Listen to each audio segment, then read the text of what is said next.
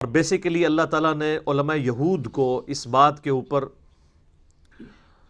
ابھارا تھا کہ آپ صلی اللہ علیہ وآلہ وسلم کی بعثت سے پہلے تم لوگ وہ لوگ تھے جو اہل علم تھے، جن کے پاس کتابوں کا علم تھا، اور تمہیں یہ بات معلوم تھی ان پروفیسیز کی وجہ سے جو پیش گوئیاں تورات اور انجیل میں موجود تھیں کہ پیغمبر آخر الزمان صلی اللہ علیہ وآلہ وسلم کی دنیا میں بعثت ہونے والی ہے، تو تم لوگ تو سب سے پہلے کافر نہ بنتے۔ ہونا تو یہ چاہیے تھا کہ اوس اور خزرج سے پہلے تم لوگ اسلام قبول کرتے، لیکن تم الٹا اسلام کے دشمن بن گئے۔ اور پھر اللہ تعالیٰ نے ان کی اس بیماری کو بھی ہائی لائٹ کیا کہ اصل وجہ ان کی کیا ہے، اور اصل وجہ ان کی جو بیان ہوئی وہ ان کے علماء ہیں۔ علماء وہ علماء جو دنیا کے کتے بن چکے ہوئے تھے، دنیا دار بن چکے تھے۔ اور کتے کی مثال علماء سو کے لیے سورۃ الاعراف کی آیت نمبر 175 اور 176 میں بلعام بن باورہ کے لیے بھی آئی ہے۔ لہذا یہ کوئی ایسا لفظ نہیں جس کے اوپر کوئی برا منائے۔ اللہ تعالیٰ نے علماء سو کے لیے کتے کی مثال بیان کی ہے۔ تو چونکہ وہ اللہ کی آیات کو چند ٹکوں کے عوض بیچتے تھے اور حق کو باطل سے ملاتے تھے، یہ ساری آیات ہم پچھلی دفعہ کور کر چکے، تو پھر اللہ تعالیٰ نے ان کو یعنی ڈانٹتے ہوئے ان کی غلطیوں کو ہائی لائٹ کیا، اور ساتھ ہی ساتھ ان کو اپنا خوف دلایا ہے کہ دنیا کی عارضی زندگی کے پیچھے اپنی آخرت کا سودا نہ کرو۔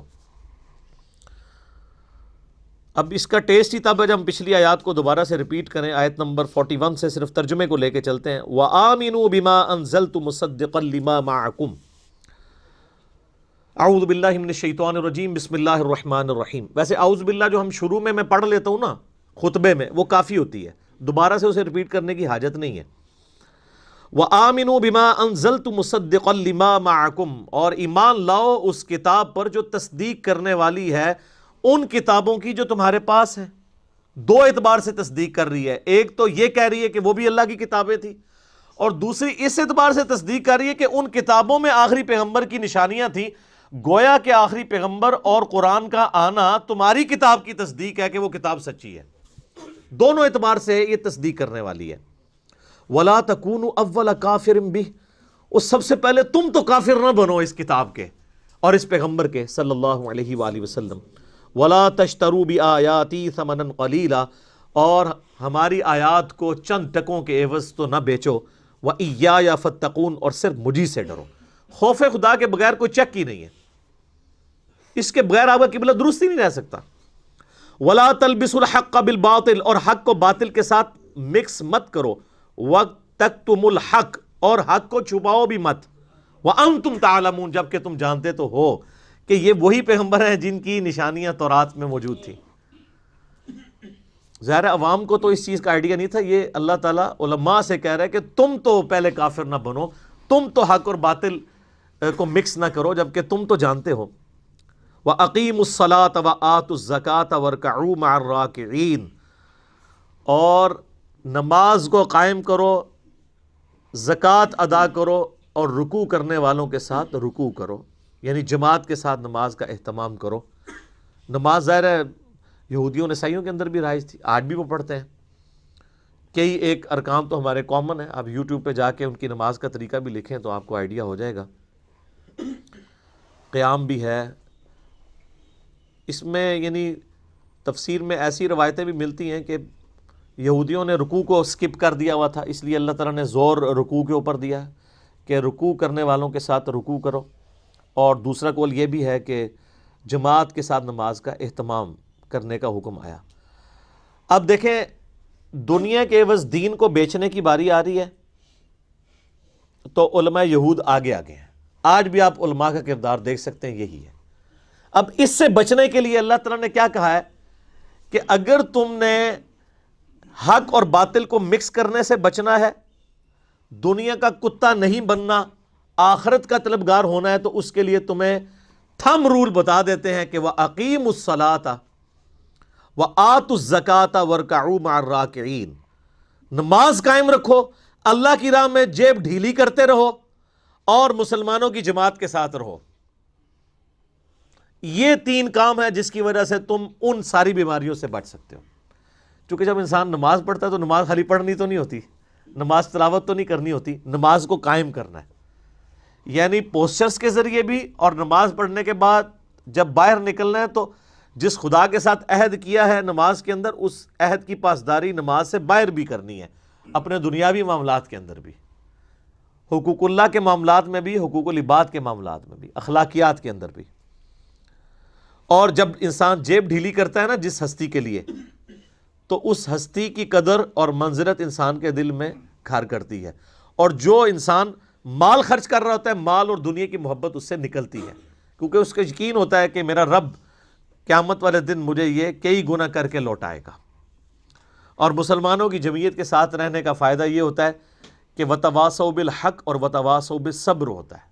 اسلام میں جماعتی زندگی کی بڑی اہمیت ہے، اسی لیے تو دیکھیں نا بخاری مسلم دونوں میں حدیث ہے کہ نبی علیہ السلام نے فرمایا کہ اگر ایک خلیفہ کے اوپر متفق ہو جائے امت، تو جو لوگ اس کی مخالفت میں کھڑے ہوں اور کوئی اور شخص اپنی بیعت لینے کی کوشش کرے، اسے قتل کر دو۔ کیوں؟ وہ مسلمانوں کی جماعتی زندگی کو توڑ رہے ہیں۔ اور اسی حدیث کی بنیاد کے اوپر اور سورۃ الحجرات کی جو آیات ہیں کہ مسلمانوں کا کوئی گروہ باغی ہو جائے تو اسے تلوار کے زور پر اطاعت کے اوپر آمادہ کرو، انہی بنیاد کے اوپر تو مولا علی رضی اللہ تعالیٰ عنہ علیہ السلام نے حضرت معاویہ رضی اللہ تعالیٰ عنہ کے خلاف چڑھائی کی تھی جنگ صفین میں، کہ تم مسلمانوں کی جمعیت کو توڑ رہے ہو۔ کئی لوگ سمجھانے والے تھے، لیکن مولا علی چونکہ قرآن کا فہم جانتے تھے، احادیث کو ان سے زیادہ جاننے والا کوئی نہیں تھا، ان کو اس بات کا پتہ تھا کہ اس کا رزلٹ کیا نکلے گا۔ اور دیکھ لیں آج تک امت بھگت رہی ہے نا رزلٹ۔ اس وقت اگر امت نے مولا علی کا ساتھ دیا ہوتا تو ہم یہ جو 1300-1400 سال سے رونا رو رہے ہیں اسلامی حکومت کا، تو حکومت بچ گئی ہوتی۔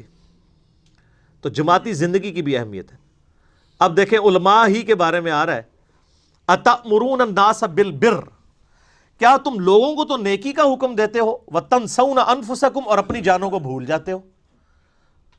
آپ کو پتہ ہے یہ جو یہودیوں کے پریسٹ تھے، یہ یروشلم میں بیٹھ کے لوگوں کو دعوت توحید دیا کرتے تھے، جس چیز کو وہ توحید سمجھتے تھے،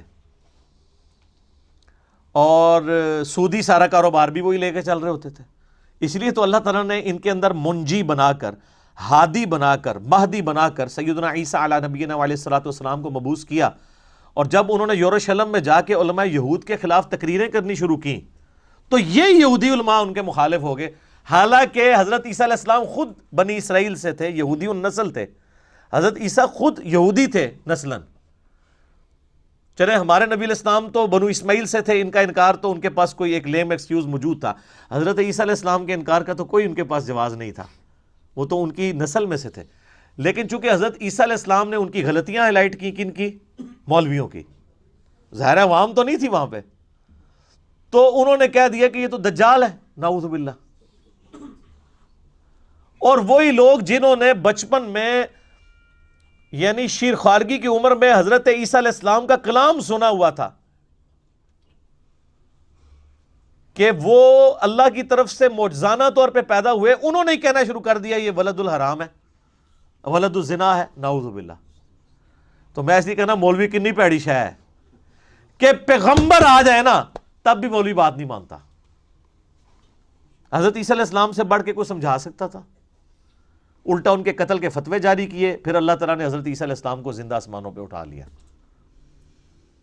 تو یہ وہی چیز ہے، اور حالت یہ تھی کہ لوگوں کو کہتے تھے نیک بنو اور خود ساری برائیاں کرتے تھے، اپنی جان کو چھوڑ دیتے۔ وَأَنْتُمْ تَتْلُونَ الْكِتَابَ، جبکہ تم خود کتاب کی بھی تلاوت کرتے ہو، تورات کی، اس کے باوجود لوگوں کو کہتے ہو نیک بنو، اپنی جانوں کو بھول جاتے ہو۔ افلا تعقلون، کیا تمہیں عقل بھی نہیں ہے؟ یہ مجھے بتائیں خطاب کس کو ہو رہا ہے؟ کتاب کون پڑھ رہا ہوتا ہے؟ مولوی علماء، کہ تم خود اتنے بڑے شیخ القرآن ہو، تم نے تو تفسیریں بھی لکھی ہوئی ہیں، تم تو بہت بڑے محدث بھی ہو، تم تو شارح حدیث بھی ہو، اور اپنی جان کو بھولے ہوئے ہو، لوگوں کو کہہ رہے ہو قرآن و سنت پہ چلو، اور خود قرآن و سنت کو تم نے پشت پہ ڈالا ہوا ہے۔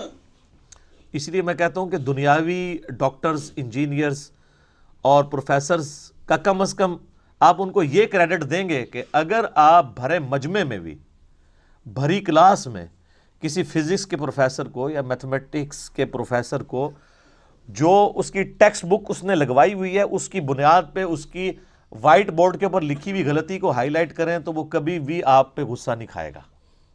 ہم خود یونیورسٹی سے پڑھے ہوئے ہیں. تو میں تو خیر چونکہ پوزیشن ہولڈر بھی تھا اور شروع سے ہی شرارتی تھا، تو میں تو پہلی لائن میں بیٹھا ہوا ہوتا تھا. تو میرے شر سے تو بڑے کم ٹیچرز بچے ہیں، یعنی میں ہر چیز کو ہائی لائٹ کر دیتا تھا اس وقت بھی. تو میں نے نہیں دیکھا آج تک کسی ٹیچر نے غصہ کھایا ہو. الٹا وہ سب سے زیادہ پروٹوکول دیتے تھے. کوئی ایشو آتا تھا اسائنمنٹ کا، کوئی کلاس کو اس اعتبار سے گائیڈ لائنس دینی ہوتی تھی، تو وہ مجھے میری ڈیوٹی لگاتے تھے کہ یہ کرے گا، کیونکہ وہ سمجھتے تھے کہ یار یہ چیزوں کو سمجھتا ہے. لیکن کیا یہی حوصلہ ہمارے علماء میں موجود ہے کہ وہ بندہ جو ہر جمعے کے خطبے کے بعد چاہے علیحدہ کمرے میں لے جا کے اس عالم کی غلطی نکالے، اور وہ عالم اگلے جمعے میں کہے کہ جی یہ بندہ ہے، باقی تو سارے جھوٹو بیٹھے ہو، اے بندہ میری تقریر صحیح سندا جے، میں نہ ہوں تو یہ کوئی مسئلہ پوچھ لیا کرو، اگر میں نہ ہوں تو اس سے مسئلہ پوچھ لیا کرو. تو کیا خیال ہے ایسا ہوگا؟ تو پھر عزت کس چیز کی آپ اویل کروا رہے ہیں؟ پھر کہتے ہیں دنیاوی ٹیچرز کی عزت ہے، علماء کی کوئی عزت نہیں. سر علماء اپنی عزت کروائیں نا.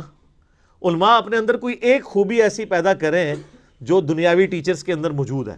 دنیا سے مراد جسے آپ دنیا سمجھتے ہیں، ہم تو اسے بھی دین کا علم سمجھتے ہیں، کیونکہ ایکوائرڈ نالج ہو یا ریویلڈ نالج دونوں اللہ کی طرف سے.